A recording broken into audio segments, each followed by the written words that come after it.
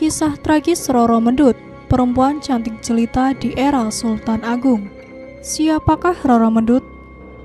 Dia merupakan perempuan yang konon seksi, sensual, cantik jelita, berasal dari kampung nelayan di pesisir Kadipaten Pati, Kabupaten Pati sekarang. Kisahnya berkelindan dengan drama seru pemberontakan Adipati Pragola yang angkat senjata menentang kekuasaan Sultan Agung di Kerta atau Mataram. Pragola ini sesungguhnya masih saudara sepupu dengan Raden Mas Jolang atau Sultan Agung. Pragola ini anak Pangeran Puger, putra Panembahan Senopati yang mendirikan tahta Mataram di Kota Gede. Sesudah Sultan Agung bertahta, Puger jadi Adipati Demak yang kemudian angkat senjata sebelum ditumpas. Kematian Pangeran Puger ini rupanya membawa dendam di benak Adipati Pragola. Lebih-lebih Adipati Pragola juga pernah angkat senjata menantang Panembahan Senopati. Hal ini menjadi semacam bara yang menahan kebencian Adipati terhadap kekuasaan Mataram. Masuk ke kisah Roro Mendut diawali dari pemberontakan Pragola ketika Sultan Agung memimpin langsung melakukan pembasmian ke Pati, turut serta Tumenggung Wiroguna sebagai panglima perang. Cerita klasik babat mengisahkan Pragola ketika menghadapi Sultan Agung mengenakan baju zirah atau baju besi milik pelaut Portugis yang disebut Baron Sekeber. Versi lain menyebutkan bahwa Baron Sekeber merupakan keturunan bangsawan Belanda. Namun Pragola akhirnya tumbang di tangan prajurit memegang payung Sultan Agung. Pati ditaklukkan, kekayaan dijarah, gadis-gadis dan perempuan cantik di Pati diboyong ke Mataram, termasuk Roro Mendut yang ketika itu jadi selir Pragola. Ia dibawa paksa ke ibu kota Mataram, ke rumah Tumenggung Wiroguna. Terpesona kecantikannya dan karena ingin punya keturunan, Wiroguna ngotot mempersunting Mendut menjadi istrinya. Mendut melawan bangsawan tua itu dan terus melawan. Kesal, Wiroguna memasukkan Roro Mendut ke daftar taklukan yang harus membayar pajak ke Mataram.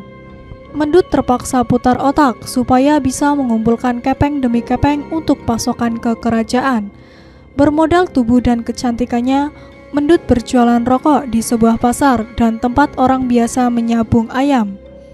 Tempat itu bernama Pasar Prawiro Manten atau kemudian hingga saat ini disebut Balong, letaknya di selatan Keraton Kerto.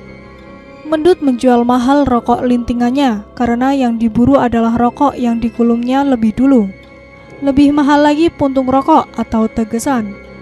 Unsur erotisme muncul dalam sanepan demikian. Pak Muhayat, putra mantan juru kunci situs makam Mendut menafsirnya demikian. Menurut tafsir saya, itu kan kiasan tentang apa yang dijalankan Mendut. Rokok yang dicari kok tegesan. Ini menurut saya ada unsur seksualitasnya. Transaksi seks, itu pendapat saya loh ya. Bisa saja orang lain menafsirkannya beda, kata Pakmu, sapaan akrab pensiunan guru ini di Dusun Gandu. Situs makam Roro Mendut dan Pronocitro diyakini terletak di Bonsuwung, Dusun Gandu, Desa Sendang Tirto, Berbah, Sleman.